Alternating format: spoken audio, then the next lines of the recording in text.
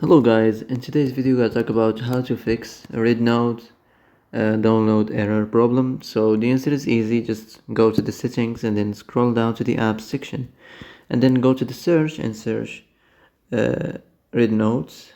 Okay, next go to the storage and here you will find this clear cache option. Click on it. Now you can go check it if it worked, and if it didn't you can try to restart your phone or turn the Wi-Fi off and on, or the Bluetooth or the airplane mode. Also you can try to clear data, but be careful. If you clear data, all the Rednotes data will be deleted. This includes all files, the settings, the accounts, the databases, etc. So be careful if you want to clear your data.